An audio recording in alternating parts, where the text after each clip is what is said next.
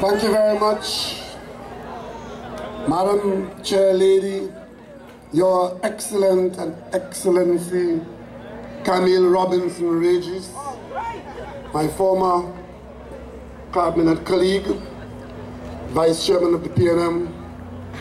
I recognize tonight on this platform the Chairman of the People's National Movement, Mr. Franklin Khan, Deputy Political Leaders, Joe Newell Williams, Rohan Sinanan, Marlene McDonald, Labor Relations Officer, Mrs. Jennifer Baptiste Primus,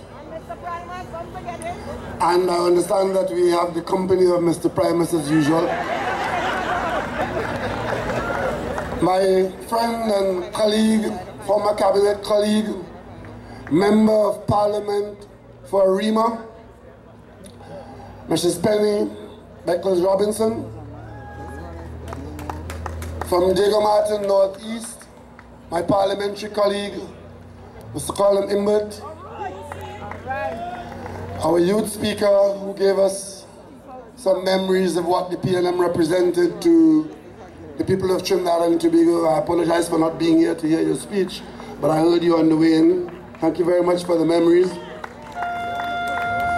And of course, we used to call William Mackenzie the conqueror, the lone P.N.M person in Tobago House of Assembly. Tonight, I acknowledge history about to repeat itself. Our lone councillor in Arima, Councillor Anthony Garcia, because after being the lone councillor, is a red wash in Arima. That is on its way. Other party officers, fellow citizens of Arima and surroundings, members of the national community listening to us on the radio stations 91.5, 91.9, and other stations. Ladies and gentlemen, members of the protective services, members of the media, tonight, I'm a little saddened to be on a public platform trying to address you on matters of state, because as hard as I try to focus on the matter in front of me, I am confronted with the passing of our Vice Chairman, Mr. John Donaldson, who, if ever there was a stalwart, a contributor to the P.N.M, and a man who stood up with pride, identifying himself with this national institution, it was John Donaldson Jr. As we mourn his passing, we hold out to his family our deepest sympathy and condolence, but in recognition of what the family contributed to his life and what he contributed to Trinidad and Tobago, I would simply want to say a good citizen of Trinidad and Tobago has passed on, and we are all the poorer for it. We understand that the funeral is on Saturday at 10 a.m. at St. Mary's Church in Diego Martin, and the P.N.M would be there to see our brother go home. But at the same time, ladies and gentlemen, I want to acknowledge the moving out of office of Professor George Maxwell Richards, who served this country for a long time as head of the university, and on retirement from the university agreed to serve us as President of the Republic.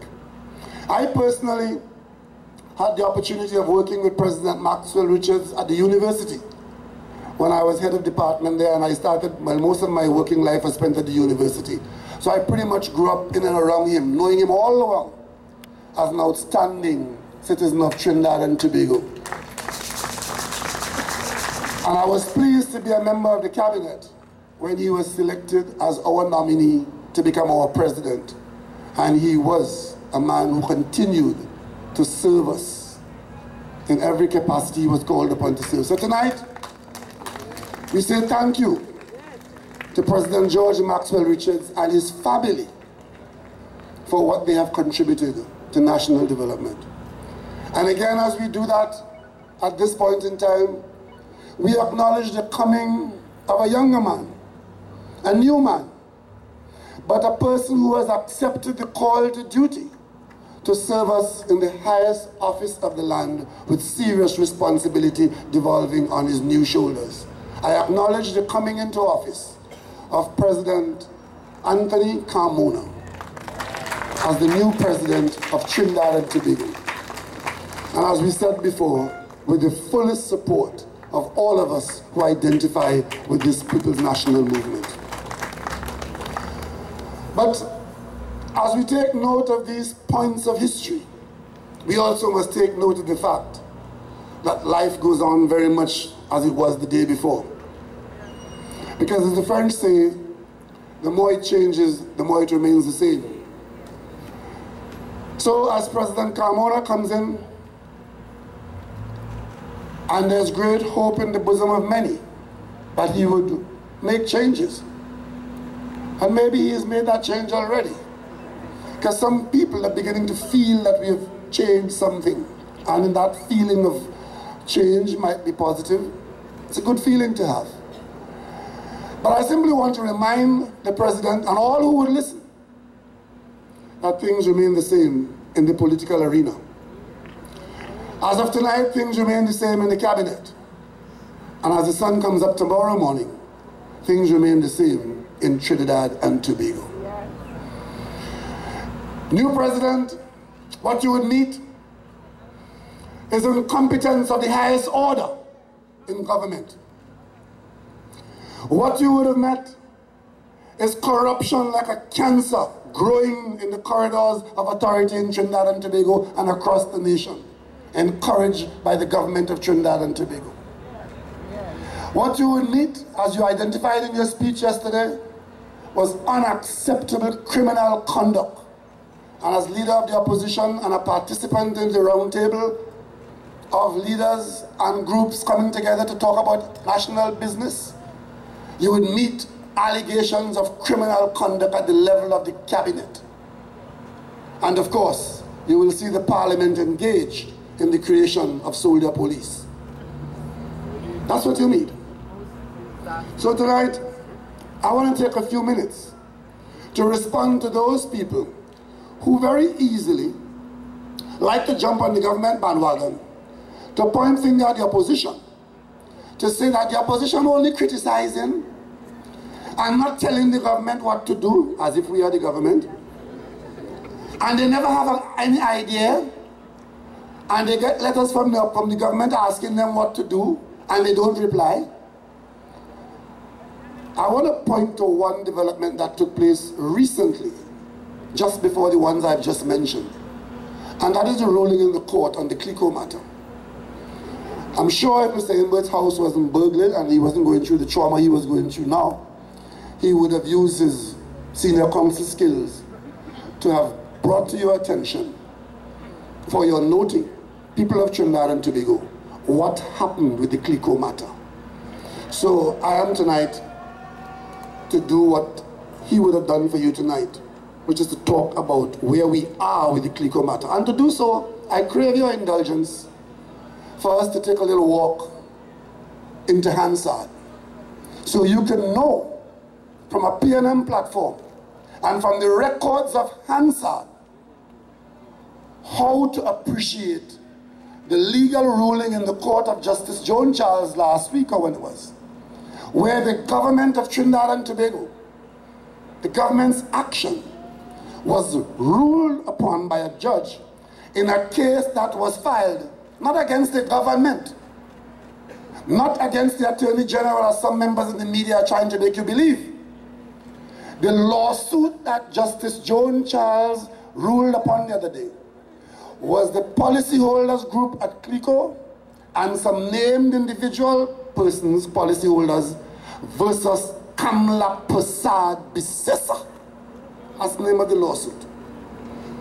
And I want you to take note of that for a reason I will point out to you later. But let's go back to 2010. I just want to crave your indulgence to go back to 2010 and just quote what is on the record. Because you see, the CLICO problem came about in this country at a particular time after certain developments. We didn't just fall from the sky. We didn't drop from Mars. For many years, experts in this country were demanding that the people of this country who are in a position to save must save more. They gave us numbers to show, that the level of savings in Trinidad and Tobago was too low. And one of our problems in nation building was that our savings was too low. And we have to increase that savings by putting in place institutions and mechanisms to increase national savings. Two of those institutions were put there by P.N.M government initiatives.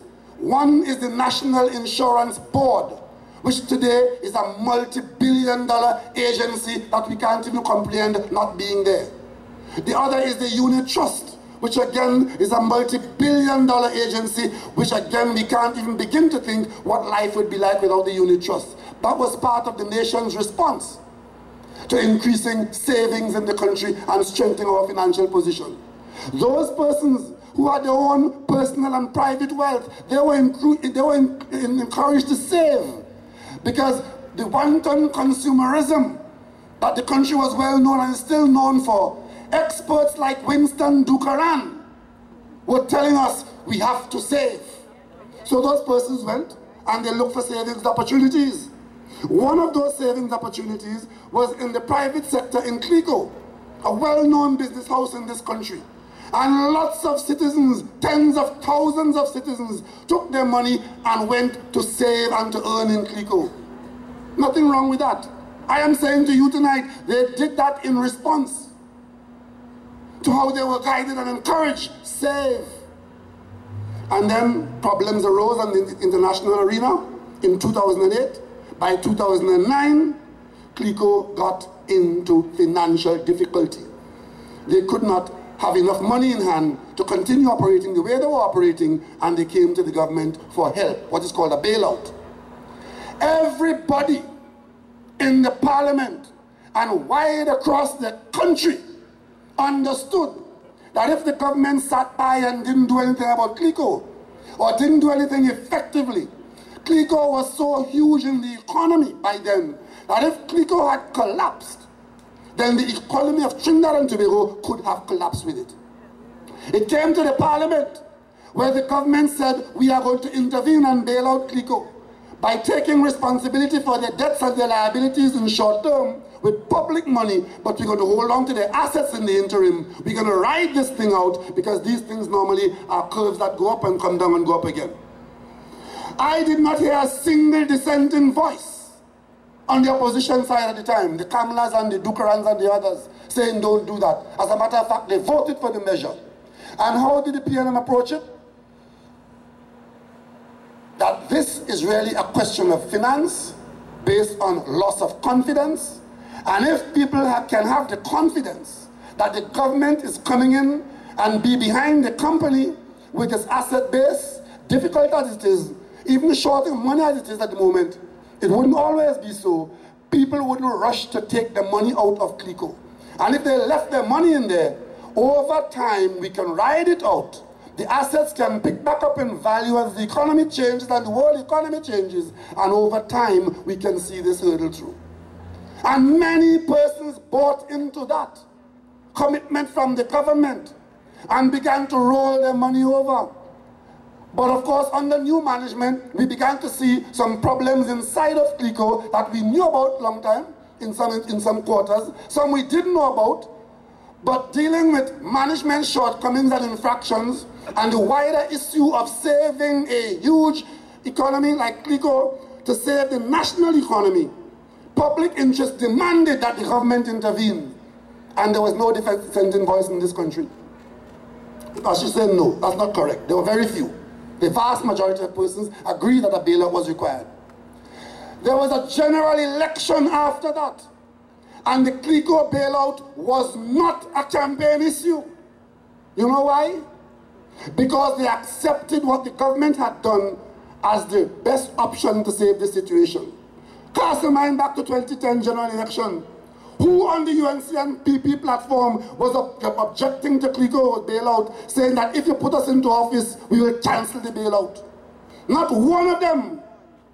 But the minute they got into office, like everything else, They decide to do things differently to what the P.N.M was doing, including abandoning the bailout and portraying it as something bad that the P.N.M did. And like the OPV, like the smelter, like the people they fired, like everything they broke when they came into office, like the destroying angels that came from hell and descended on the earth, they decided to break everything in Trinidad and Tobago that the P.N.M touched. And we of the opposition were warning them. Listen to some of the warnings they were getting. Permit me to take you back to 2010. And I want to quote from the Hansard, especially for those who felt that the P.N.M was not being a functioning opposition. This is Colin Imbert speaking in the Parliament on September 17th. He is the P.N.M's person who oversees finance. So when he speaks in the Parliament on finance, he speaks for the opposition, not for himself, like the government does. And this is Imbert speaking in the Parliament. This is where we find ourselves today, 17 September 2010. Remember they came on May 24th, eh? Budget came in September. This is Imbert responding in the budget season. This is where we find ourselves today. And there is enough in here for aggrieved depositors to file a class action suit against the Central Bank and the Ministry of Finance. There is enough inside of there, and I do not think this is where we want to go, because the people will be filing this lawsuit and it will transcend political parties. It will be a coalition of the P.N.M, the UNC, the COP, what is that, MSJ? Everybody, tooth bagay, trade union, credit union, man in the street. So I call on the government to rethink its ill-advised policy. That is the opposition talking to the government, warning the government that what you are doing is going to end up with the state going to court and you wouldn't be able to defend yourself. Of course, they didn't listen. And look, you go back now a little later on, September 26th, reported in the newspapers as to what is said in Parliament the day before. Government should not play wrong and strong, but accept it made an error and revisit its CLICO bailout plan, says opposition MP Colin Imbert. We go to November. Again, speaking for the P.N.M, government's poor management of the CLICO controversy has set the stage for a lawsuit which could result in billions of loss and a further blow to the economy. He said, what the government has done is made it very easy for policyholders to seek relief from the courts, which he said would rule in their favor. And of course, we could go as far as liquidation of CLICO if that ruling goes to its logical conclusion. From the time the policyholders put CLICO into liquidation, they will get back every cent, he said, adding that the billions that the government injected to solve the problem would be lost. He said when the lawsuit is filed, he hopes wiser heads would talk some sense into Dukaran and convince him to retreat from the position he has taken and to improve the offer to policyholders. We go to the hand side again. Listen to what Mr. Dukaran tried to say when he was confronted with that. And this, listen carefully, because this is the style of the COP when it tries to defend the UNC. And when it tries to fool you that it has brought new politics, but in fact what it has brought is dishonesty.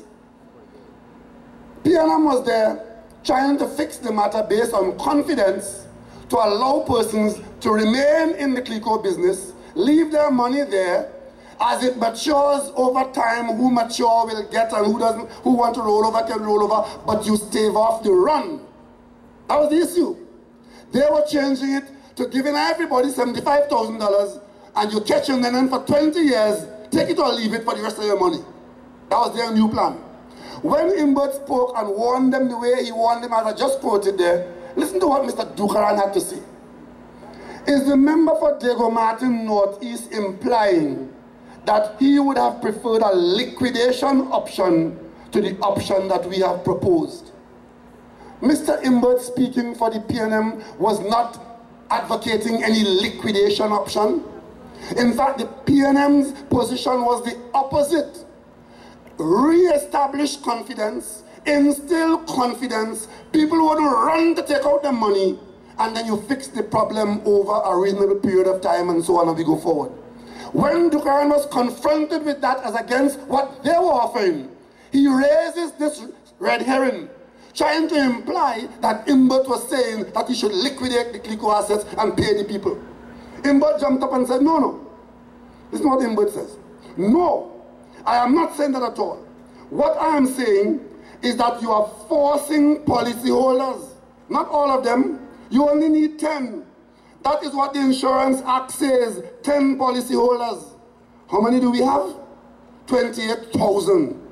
They just need 10 policyholders to approach the court with respect to this matter, and you're forcing them to do that.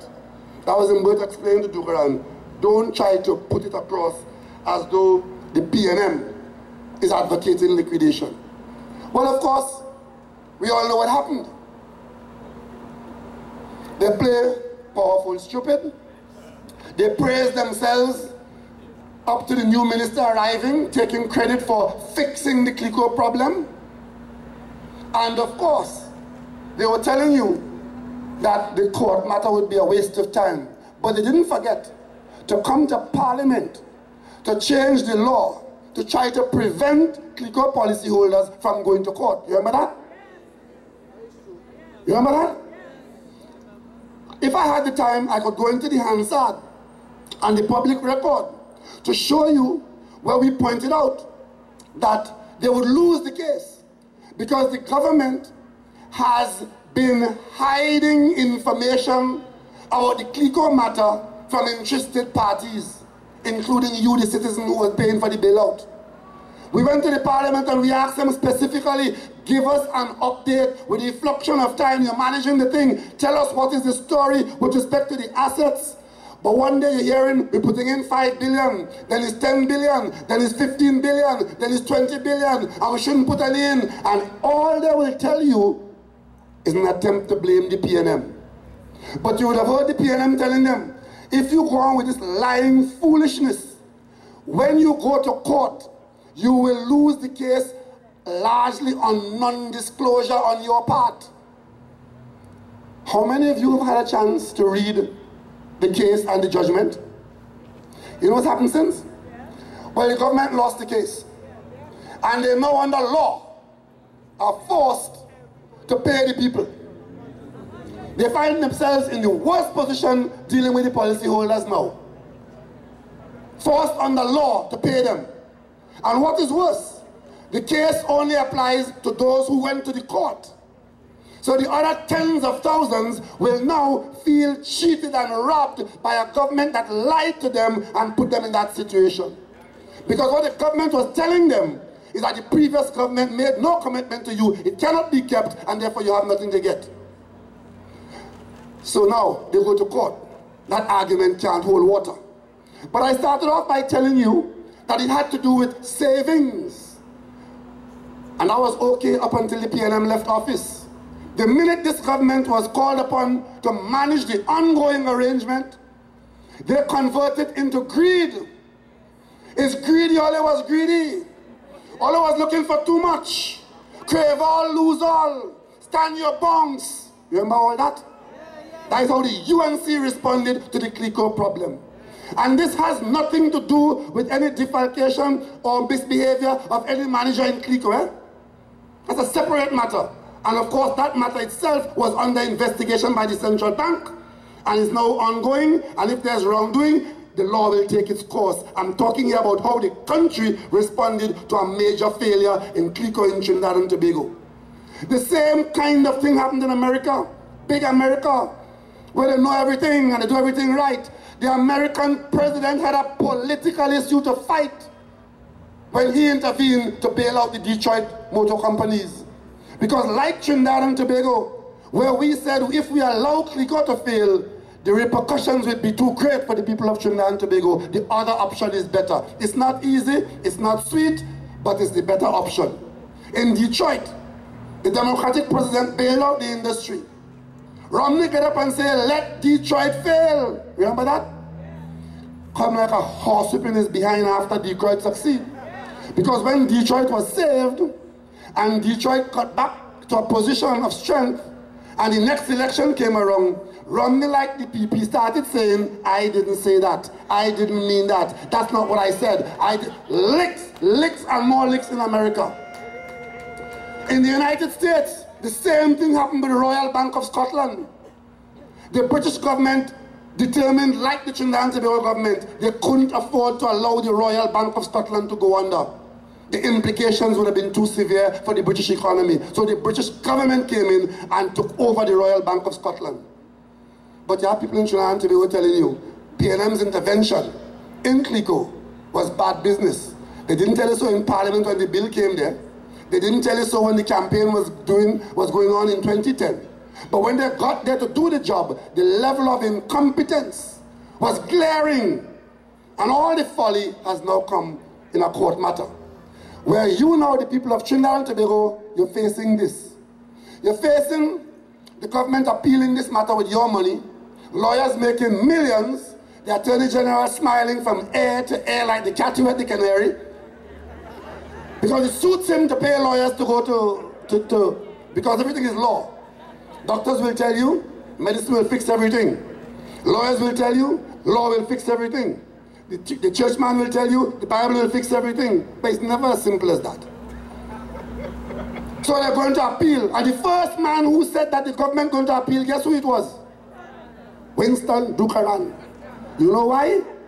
It is his stewardship. You remember when he left the office after he was fired and put to a pastor in Foreign Affairs? He made a speech in Parliament, his going away speech. He said his crowning glory and satisfaction is the CLICO matter. This is it. Once again, the COP, Winston Ducaran, as an alternative, is a resounding, disappointing failure to the people of Trinidad and Tobago.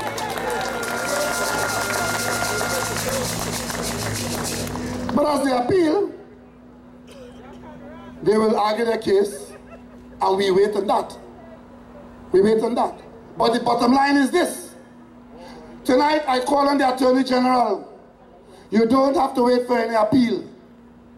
The court has ruled. The court never ruled on Ken Julian at ETEC. The court never ruled on Lincoln Warner in Mason Hall, Tobago. The court never ruled on Ulrich. We call him Buggy, his name just slips me now. Ulrich McNichols. The court never ruled on him. The court never ruled on Wendy Fitzwilliam. But you sue all of them because you, the Attorney General, decide that decisions that they made in business, in the public sector, were such that the state lost money and they're now facing serious lawsuits and their reputation being damaged because you say so. Well, the court has ruled in a matter against Kamla Prasad Bissessa that will cost this country hundreds of millions more when you're suing her. Instead of suing her, you're appealing. What are you appealing for? What are you appealing for? Ken Julian and ETEC went to the Ministry of Finance in the business sector and they said, look, at ETEC, we're trying to build an high-tech industry. We can link up with a company from Singapore. The way you do these things in this sector, the world's economy, you're getting on the ground floor with a young new company. If you pick it right, you can grow and explode, and Trinidad and Tobago can become an IT center. It will cost us $5 million to get involved. Ministry of Finance said they weren't too enthusiastic about it. Maybe you shouldn't do that. The board decided it's a good decision. That's the board's right. The thing went a little sour. $5 million, $30 million worth of it. Plenty of money in Trinidad and Tobago.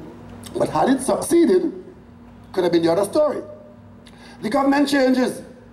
Instead of going after the people who playing smart with our money, they leave them out there. And it's going personally after Ken Julian and Wendy Fitzwilliam. $30 million. But he has no interest in going after Kamala Prasad-Bissessar for decision that she made as head of the cabinet in the CLICO matter. Can't be good for one and good for the other one.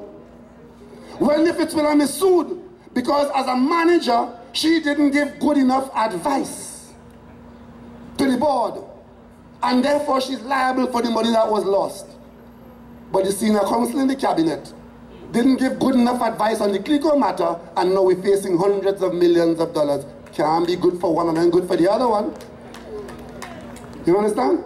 In one reprehensible case, I've seen a senior executive being made to do an affidavit trying to prosecute this matter against people who serve the public. This CEO telling in an affidavit, I know it wasn't right, but the chairman made me tell the board that, and I told the board that, and I know that why I should take them to court. If there's anybody to be taken to court by the Attorney General is who? And it is the CEO who is acknowledging that he knew otherwise, and he told the board the wrong thing, but the chairman made me do that. But that person is high up in the ladder of the PP acknowledgement. Star boy up there. He's not being attended to. His affidavit is like I just described. And he is picked to carry on our business in Trinidad and Tobago. But Wendy Fitzwilliam and former principal of Scarborough Secondary, Lincoln Warner, have to be going to the court every day to defend from Anand Logan and foolishness. And President, I know you would meet some strange developments. You will meet allegations in the country that there are people in the cabinet whose business partner or partners are the subject of the interests of foreign governments with respect to serious criminal conduct. And you will meet a prime minister who has no interest in the matter. Because it was bad enough to have a minister of national security who saw nothing, heard nothing, know nothing. The prime minister finds that that is working for the minister of national security. So she too has joined the bandwagon.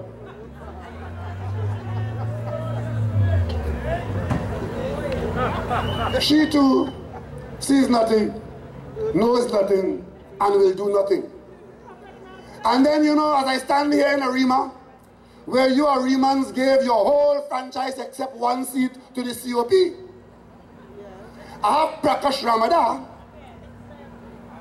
calling on me to let the P.N.M come clean about some meeting that took place in Maracas or Maraval, or wherever it was. We heard Jack Warner saying that there was a meeting in Maracas, a P.N.M meeting, and we heard he said there's one in Marcus and Joseph, and these meetings had to do with subversion and treason. But since he called them P.N.M meeting, we of the P.N.M have been able to say, listen, those were not P.N.M meetings. There might have been P.N.M people meeting as is their right. And most importantly, we of the P.N.M continuously since 1956 been forming party groups across this country. And the way we do it is that one person or two or four, or 10 or 20, our constitution says, people, wherever you are, meet and form a party group. So today we have P.N.M party groups from Charlottesville to Cedros, from Carinash to Toko, from Karapichaima to Arima. That is their right. So if you, Jack, want to hear about a P.N.M meeting and you have no evidence to support that the law was being broken, then stop abusing your authority. But we expect that of Jack Warner. What we didn't expect is Prakash Amada calling on the P.N.M to come clean.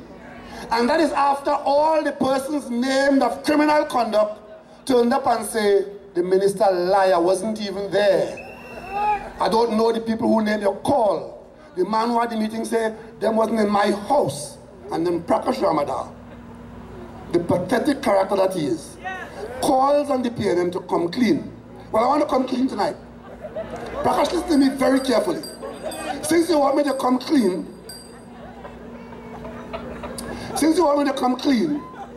for P.N.M meeting in St. Joseph and P.N.M meeting in Marcus, Maraval, it appears as though you are holding me responsible for positions taken by every member of the P.N.M. So that's why, when I hear a member of the P.N.M. saying tonight to TV6, when they ask him questions about whether he is under investigation by the US government for criminal conduct, and he didn't answer or possibly couldn't answer, but he went on to say, why am I accountable to anybody? I have to draw to the members' attention. Remember, you are only accountable to anybody in this country, as we all always are. In this particular case, you are accountable because you are or have been the business partner of a minister of government in Trinidad and Tobago. And insofar as you are in that relationship with a minister of government in Trinidad and Tobago, in this case, the Minister of National Security, who himself is an umbrella of all kinds of allegations, you don't have the right to ask, why are you accountable? Understand that very clearly. Because, you see, money laundering is how this country could be destroyed like an apple rotting from the inside. It has the potential to destroy the economy, and allegations of money laundering ought not to be taken lightly.